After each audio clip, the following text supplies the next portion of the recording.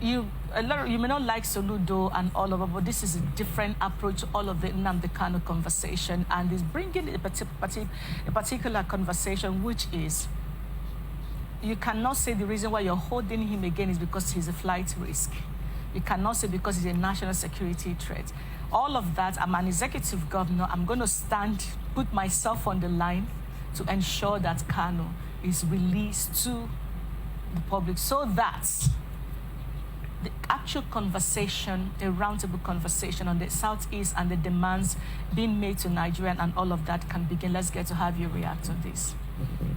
Well, when I went through that story this morning, I was like wondering, could this be a statement of a man who has failed in providing security for lives and property as a state governor, thereby making himself very vulnerable to show that he is under Nnamdi Kanu?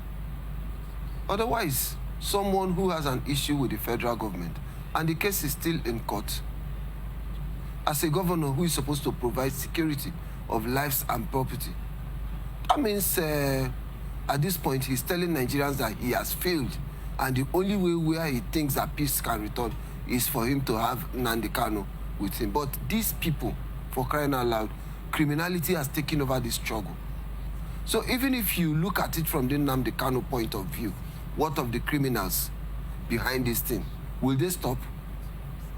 So as a governor, he is supposed to work in tandem with the federal government to see how they can return security to the Southeast, and not saying release Nnamdi Kanu to me unconditionally.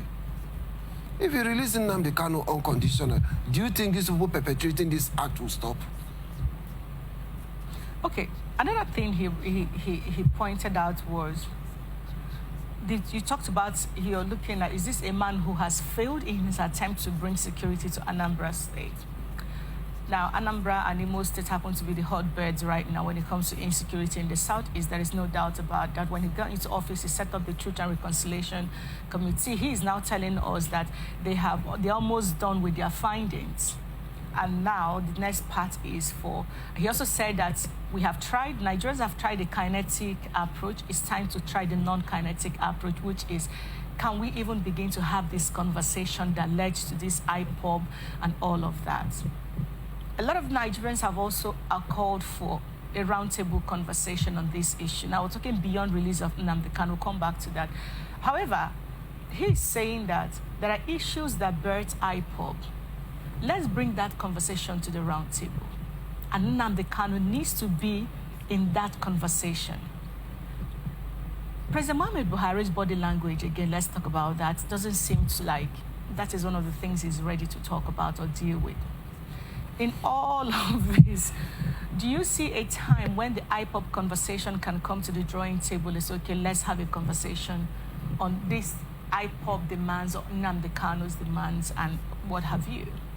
I think the approach they should use should be the Niger Delta approach that worked during Obasanjo's regime.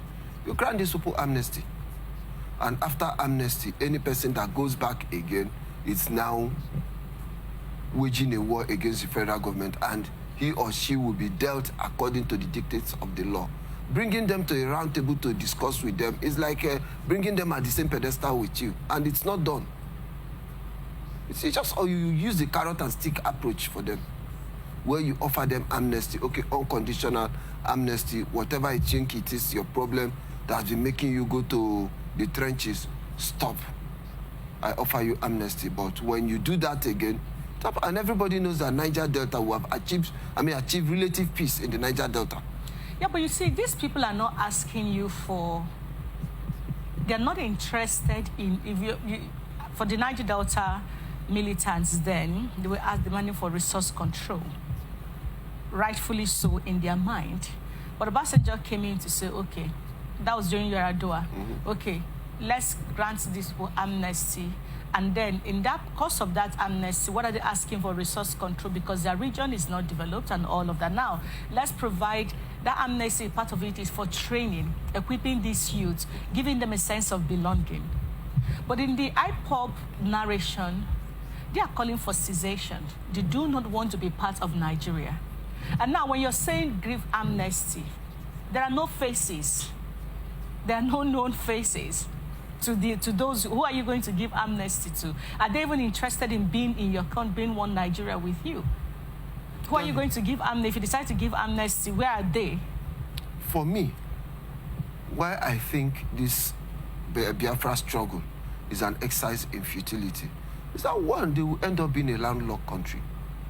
They are saying they want to move out of Nigeria, but technically they will still be inside of Nigeria because the Niger Delta people, they are not even ready to join them. So how would you want to become a country inside another country? So for me, this Biafra, this whole thing about Biafra is something they should jettison for now.